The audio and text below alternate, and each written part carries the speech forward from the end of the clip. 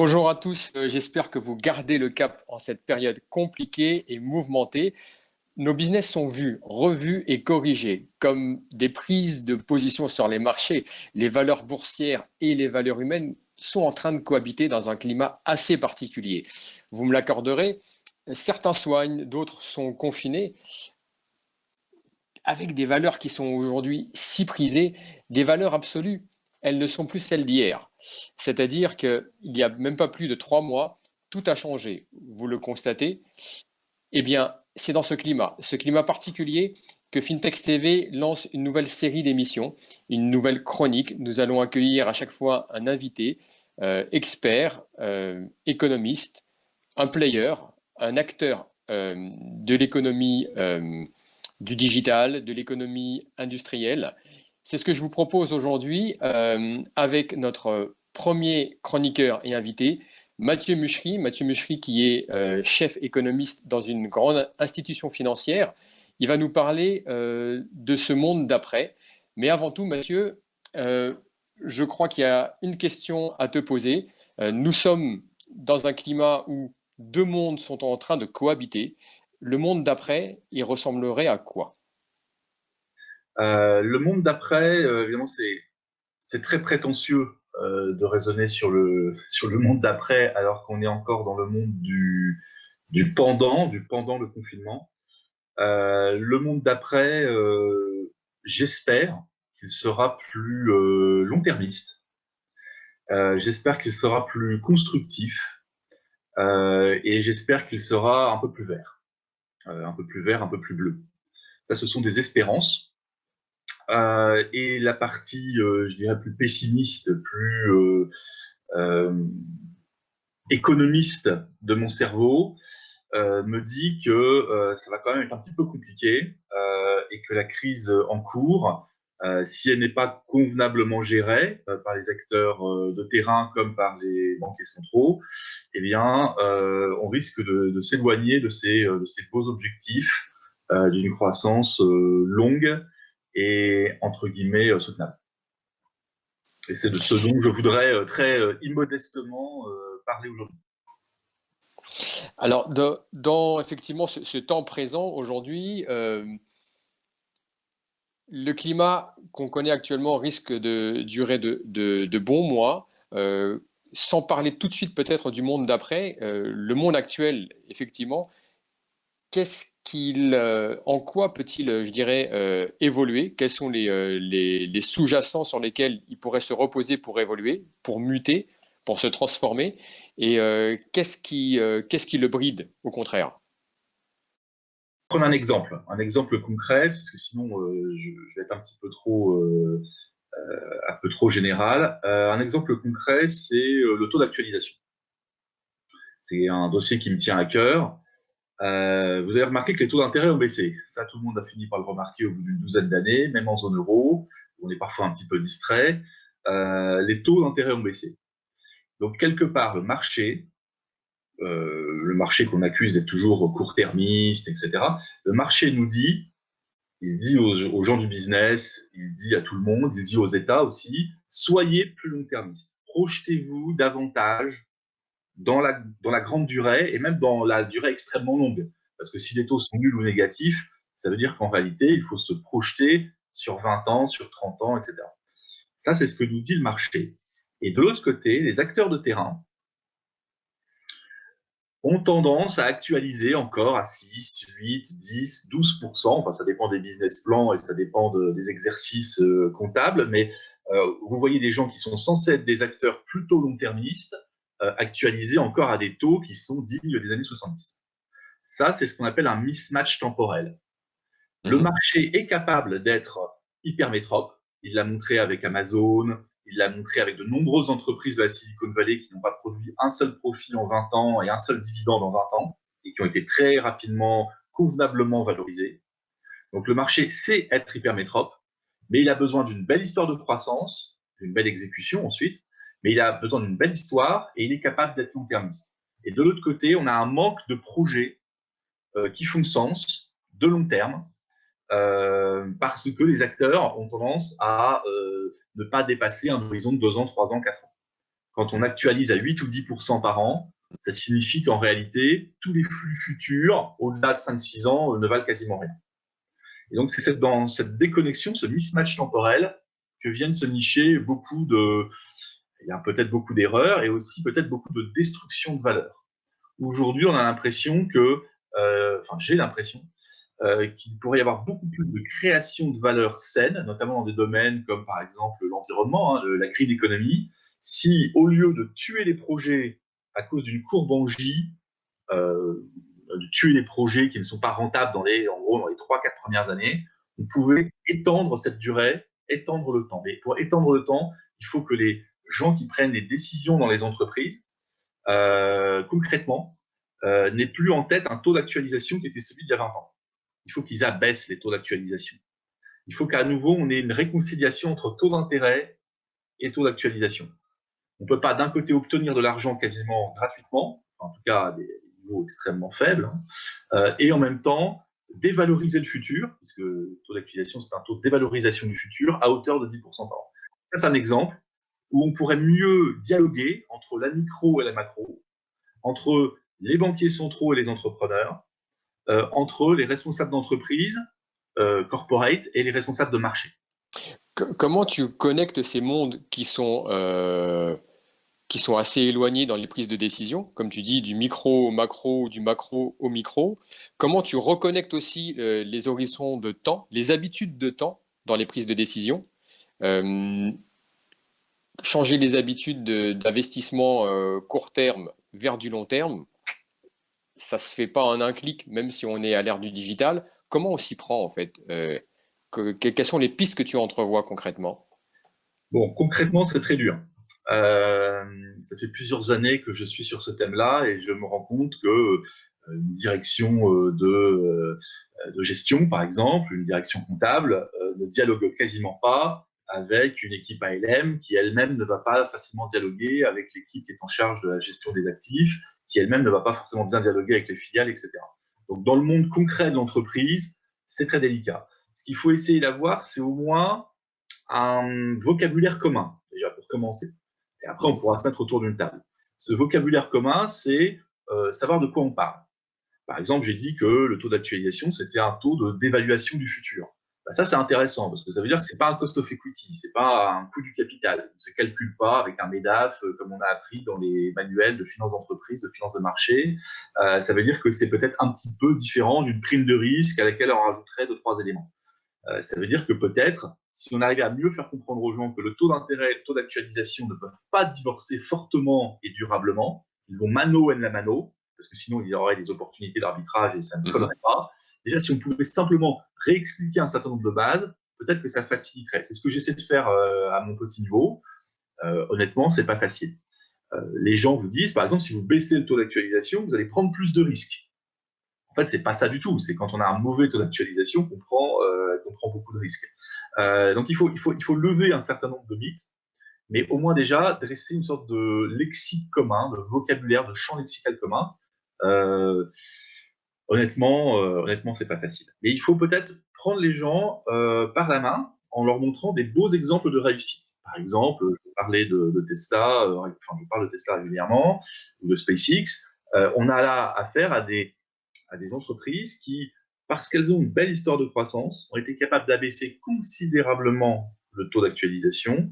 Ils ont été capables d'avoir un avantage comparatif fabuleux. C'est un peu ce qu'avait fait aussi Amazon quelques années auparavant. Et ça donne un immense. Vous savez, la croissance est tellement rare désormais, et elle va être de plus en plus rare malheureusement, que ça va devenir vraiment une valeur extrêmement précieuse.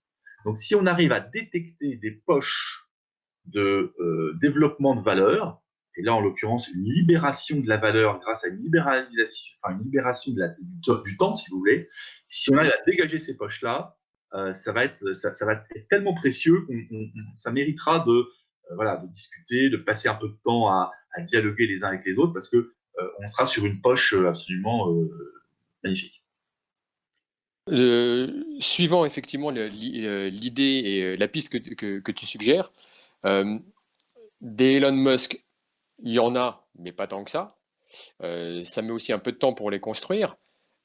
pour incarner comment on est en résonance avec les actifs concrets, et donc du coup avec des boîtes cotées effectivement qui aujourd'hui ont des valos voilà, qui sont ce qu'elles sont.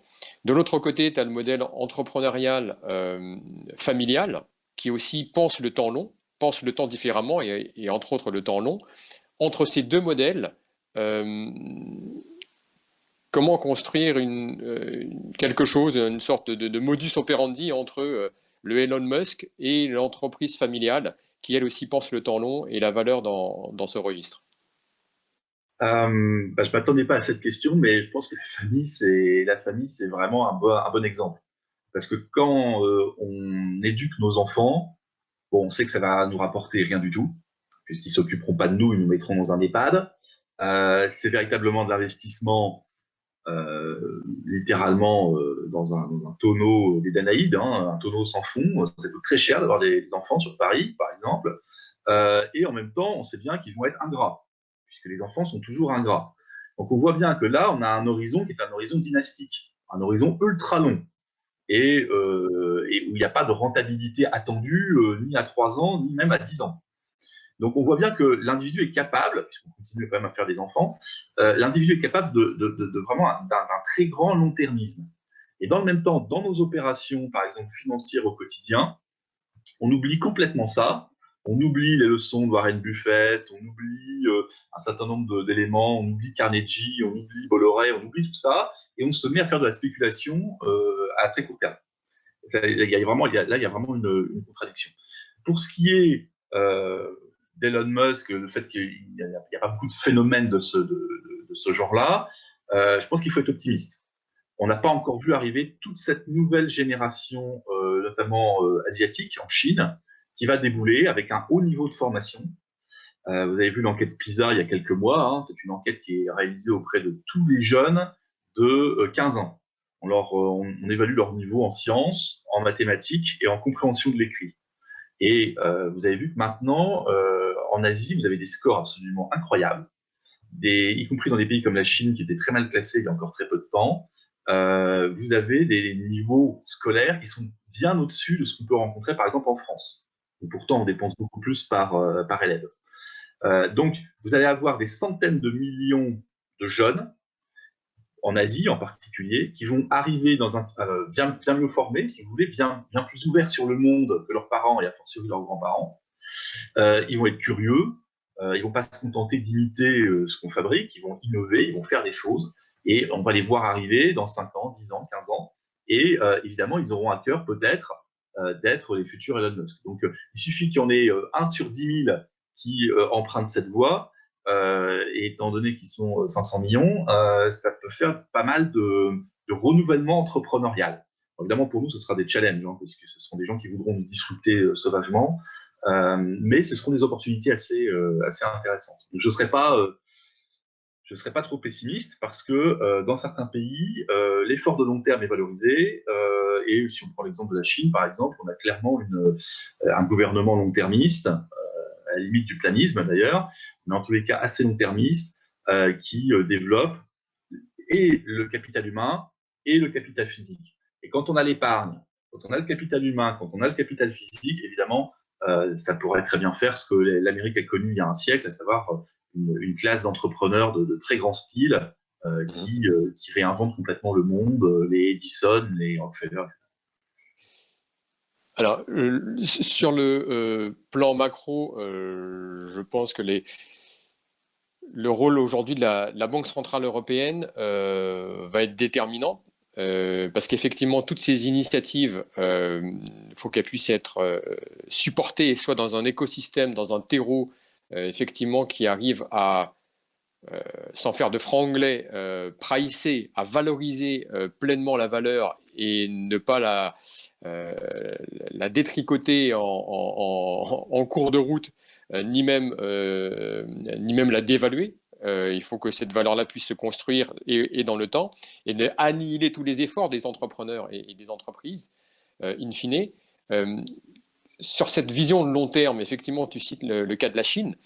Quelle serait la vision de long terme qui pourrait être intéressante qu'une banque centrale, et en l'occurrence la Banque centrale européenne, pourrait avoir? Alors, il y a déjà une énorme différence, c'est entre la Chine et les États-Unis, hein, et la zone euro, c'est que malheureusement, en zone euro, on est dans un cadre qui est franchement déflationniste. C'est-à-dire que le régime monétaire, qui essaie de singer l'étalon or, quelque part, est en lui-même déflationniste. Donc déjà, il y a un premier souci.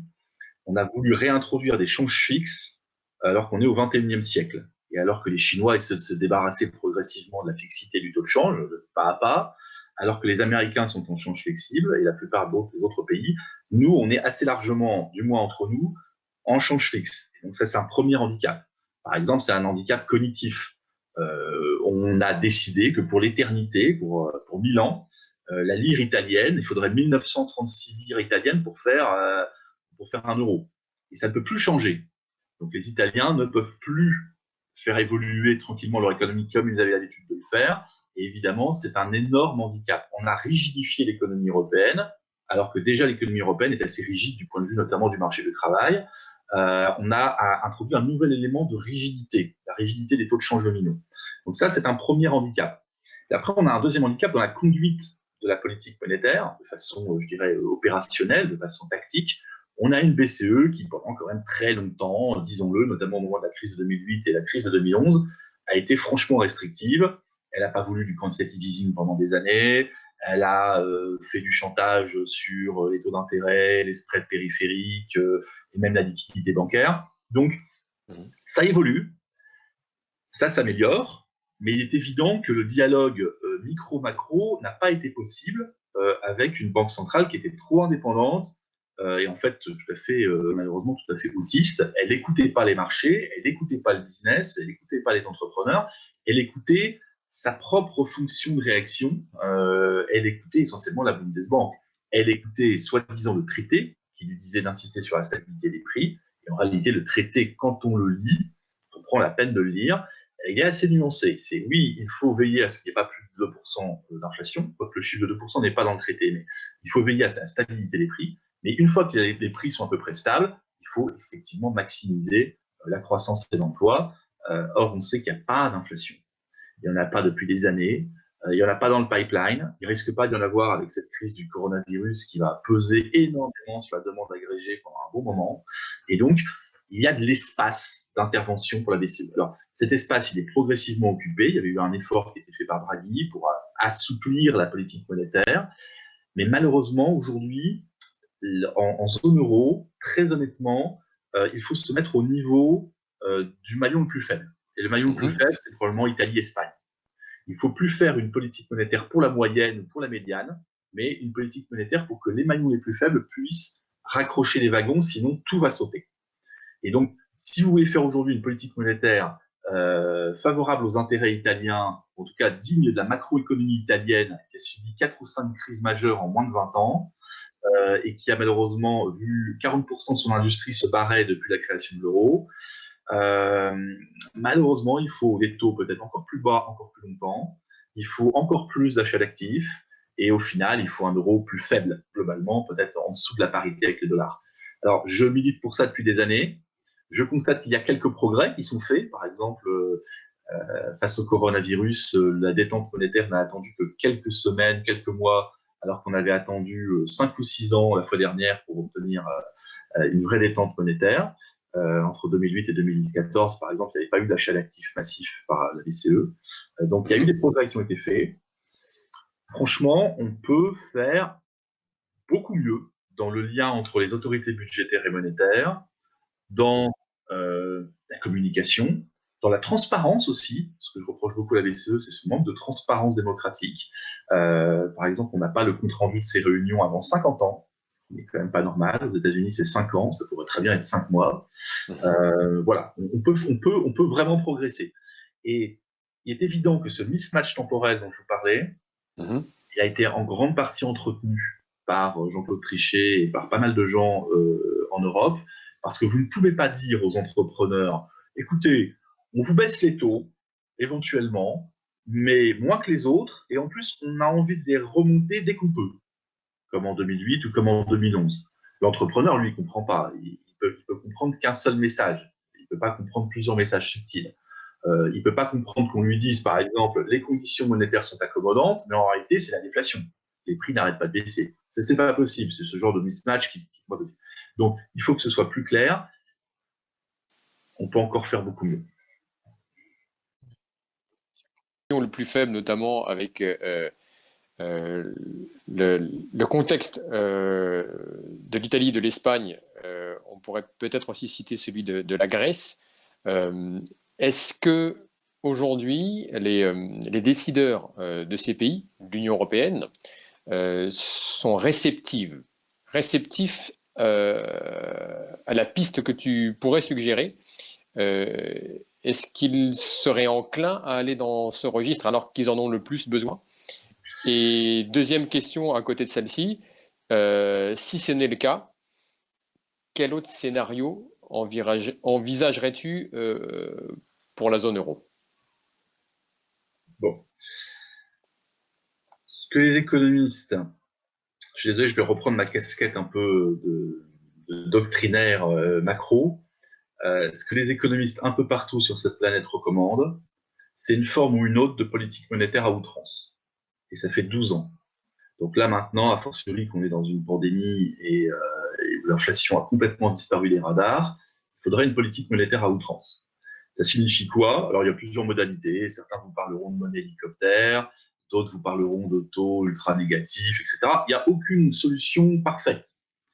Mais l'idéal, de mon point de vue, serait que les nouveaux déficits qui sont créés, face à ce choc qui n'était pas un choc voulu, qui n'est pas un choc qui relève d'une culpabilité grecque ou quelque chose comme ça, face à ce choc venu de nulle part, qui risque de nous transformer en Sisyphes fiscaux, parce que si on est obligé d'éponger par vos impôts pendant 10 ans, ce choc, ça va faire très très mal et peut-être ça va disloquer et la zone euro et l'Europe. Face à cela, il faudrait que donc, les déficits soient logés à la Banque centrale. Ça, c'est déjà un petit peu ce qui est en train d'être fait, hein, puisque la Banque centrale rachète un peu tout et n'importe quoi. Et une fois que c'est dans son bilan, bien cantonné, bien sagement, eh bien, on s'aperçoit qu'en réalité, à la page 871, alinéa 4 d'un mensuel BCE que personne ne lit par mois, eh bien, tout d'un coup, cela disparaît. Et on apprendra par une petite phrase en Arial 6 qu'en fait, on fait un write-off sur 10, 15, 20% de telle poche du bilan de la BCE. Et on refait la même chose l'année prochaine ou l'année suivante, un peu en catimini. Le mieux, ce serait de le dire franchement, mais puisqu'apparemment, c'est pas possible d'être franc et honnête en zone euro, on pourrait le faire de façon un peu hypocrite, un peu comme ont fait les Allemands, par exemple, avec les dettes des banques régionales allemandes il y a 10 ans. Et personne ne s'en apercevrait. Et ce qui est bien dans cette solution d'annulation des dettes, congélation puis annulation des dettes, c'est que ça ne coûte rien à personne. Ce sont des dettes qui ont été achetées par la BCE à leur prix de marché sur le marché secondaire, donc les banques ne sont pas lésées. Elles sont mises dans un bilan qui peut être, vous savez, une banque centrale peut être en equity négative pendant des années, hein, c'est-à-dire que c'est pas de la comptabilité privée. Il n'y aurait pas forcément de création monétaire, et si ça équivaut à la création monétaire, de toute façon, comme c'est ce dont on a besoin puisqu'on n'a pas d'inflation, ce serait sans trop de danger. Il n'y aurait pas d'aléa moral puisque clairement personne ne va recréer une pandémie pour le plaisir de faire des déficits. Et de toute façon, il y a déjà 27% des dettes souveraines de la zone euro qui sont déjà dans le bilan de la BCE. Et ça permettrait surtout d'éviter que la BCE ne se serve de ses actifs pour faire du chantage, comme elle a souvent eu tendance à le faire avec l'Italie, l'Espagne, etc. Donc, je trouve que ça, c'est la solution de premier rang, c'est la remise des dettes, c'est la solution jubilée. C'est une solution qui est chrétienne, qui est juive, qui date de la plus haute antiquité et qui nous permettrait d'éviter de tomber dans un esclavage fiscal pendant des années. Ça libérerait les horizons des acteurs, ça leur permettrait d'avoir moins d'incertitudes, notamment réglementaires et fiscales, et je pense que ce serait compatible avec un élargissement des horizons et donc ce fameux baisse de taux d'actualisation qu'on réclame pour le business maintenant qu'il est acté sur les marchés. Je pense que ce serait vraiment parfait et je ne vois pas où est le perdant. Malheureusement, je vous le dis tout de suite, ce n'est pas probablement ce qui va se passer. Si la BCE s'engageait là-dedans, évidemment, elle perd une partie de son indépendance, qui est pour elle le bien suprême. Elle a très peur ensuite qu'on lui redemande 5 ans ou 10 ans plus tard le même genre d'opération. Et donc, elle n'a pas du tout envie de le faire. Alors, il se trouve qu'elle est indépendante. Il se trouve qu'en face d'elle, elle a 19 gouvernements qui ne sont pas tous d'accord entre eux, qui sont très divisés et très affaiblis. Et le plus probable, c'est qu'on va continuer à acheter des actifs comme ça, en quantitative easing, au fil de l'eau, sans stratégie claire, sans véritablement référence à un objectif d'inflation de 2%, sans remise véritable des dettes, même si ce sont des dettes qui seront facturées à des taux d'intérêt très bas. Et il est probable qu'on va continuer notre petit chemin japonisant de riquitisation des taux et des perspectives nominales, comme ça, jusqu'à ce que ça tienne. Et évidemment, ce n'est pas optimum. L'optimum, ce serait de libérer les gens, libérer les énergies, la remise des dettes. Voilà, j'affiche la couleur. Pour moi, c'est vraiment la solution de premier rang. Voilà. Est-ce que dans ce contexte-là, peut-être pour terminer sur cette question qui est non des moindres, si ce n'est la question principale qui va se poser dans les mois, les années à venir, est-ce que tu verrais également un scénario de type rachat des dettes souveraines, donc des États, pas dans l'Union européenne, mais des Unions européennes? Est-ce qu'il y aurait une, voire plusieurs, à partir de deux, c'est le pluriel, des Unions européennes en 3 mots? Alors là, c'est le scénario un peu différent de dislocation monétaire, dislocation moléculaire de la zone euro ou de l'Europe.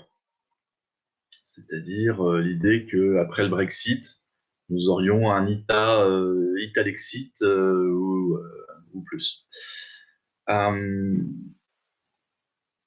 N'étant pas extrêmement favorable à l'ordre monétaire qui a été construit de bric et de broc et de façon peu démocratique au début des années 90, n'étant pas hyper favorable à l'euro en tant qu'économiste défenseur des taux de change flexibles, ça ne me dérange pas sur une perspective long terme. Mais le problème, c'est qu'on a lié beaucoup de choses à l'euro. Et la dislocation d'une monnaie, c'est quelque chose qui ferait extrêmement mal. Et probablement beaucoup plus mal qu'une pandémie. Et je ne parle pas simplement des banquiers, des assureurs et des gens qui ont tout à y perdre. Je pense même à Madame Michu et vraiment à l'économie la plus proche du terrain. Et donc, il faudrait organiser la transition. Or, le problème, c'est que ça suppose le problème quasiment résolu, puisque en réalité, s'il y a dislocation de l'euro, ça se fera un petit peu dans les cris et les grincements de dents. Il est évident que on va pas se mettre autour d'une table et décider tranquillement de désinstaller l'euro sur une période de 5 ans avec tout un tas d'aménagements et toute une stratégie. Ça va se faire en un week-end.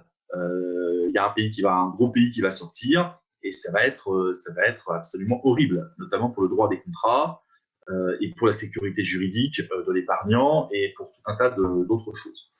Donc, l'idéal, ce serait de prévenir cette dislocation. C'est pour ça que je pensais à l'annulation des dettes.